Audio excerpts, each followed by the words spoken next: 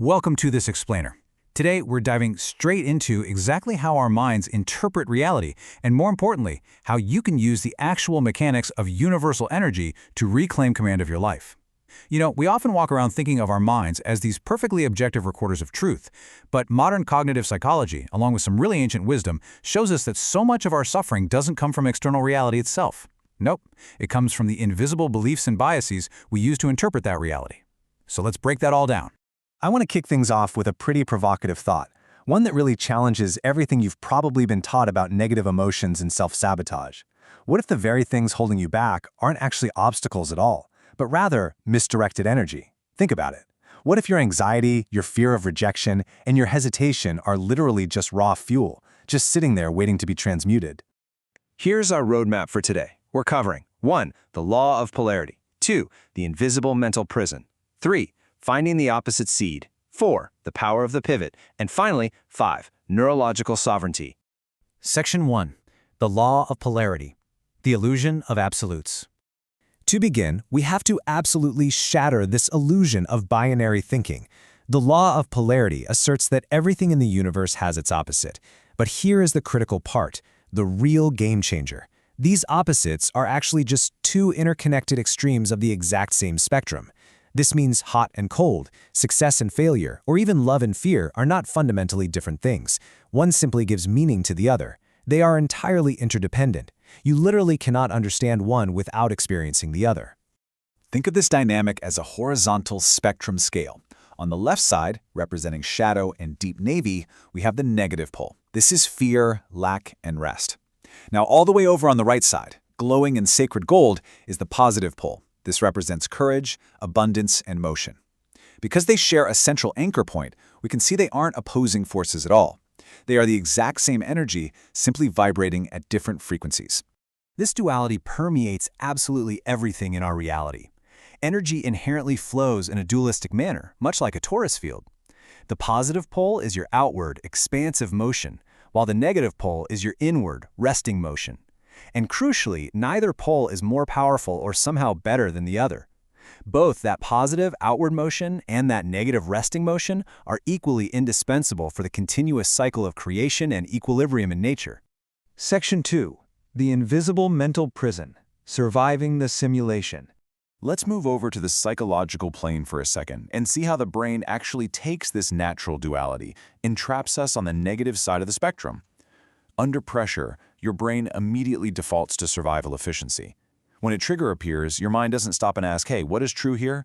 No, it asks, what's familiar and what keeps me safe? Because your system is completely optimized for survival, it uses cognitive shortcuts, like pattern recognition and emotional memory, to interpret what's happening as fast as possible. And this turns rehearsed, fearful conclusions into what feels like a permanent identity.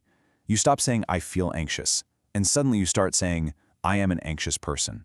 Take a look at these rigid rules of the invisible prison. I must not fail. If I feel fear, it means I should stop. We've all been there, right? These are global, negative assumptions about ourselves and the world. And once these rules are set in stone, your cognitive biases fiercely protect them. Your mind will literally cherry-pick confirming evidence and completely overlook contradictory evidence.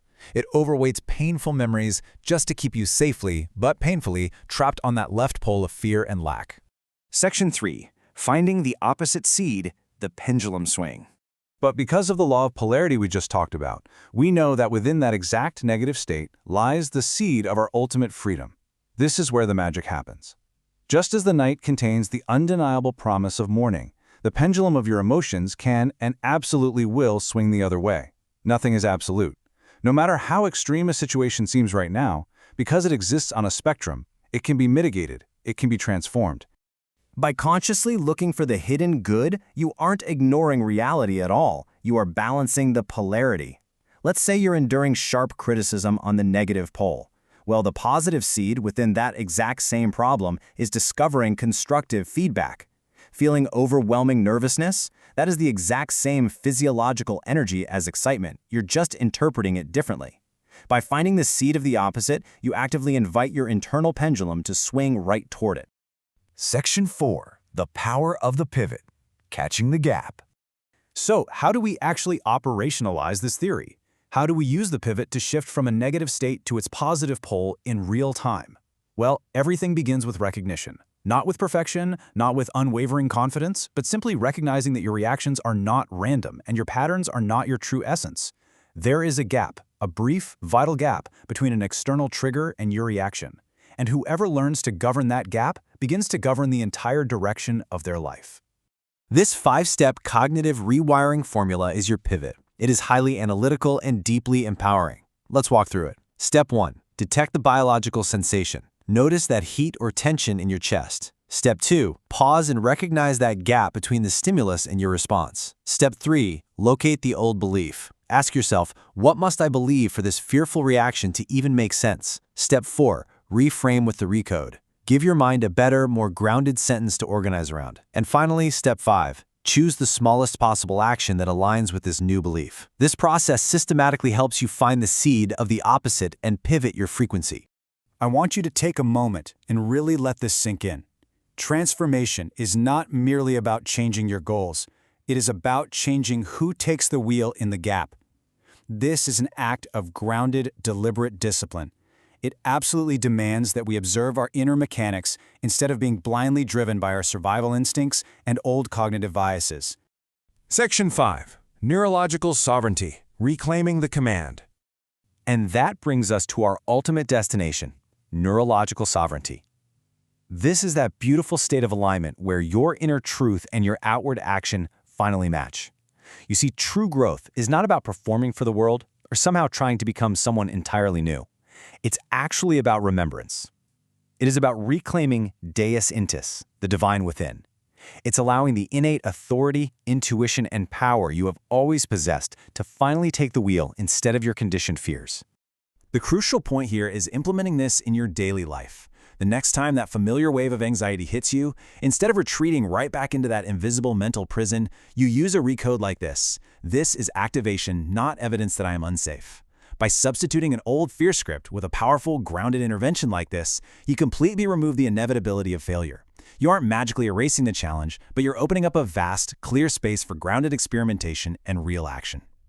I'll leave you with this final, provocative thought. Because of the law of polarity, the depth of your past anxiety and limitation is the exact measure of the height of your potential sovereignty.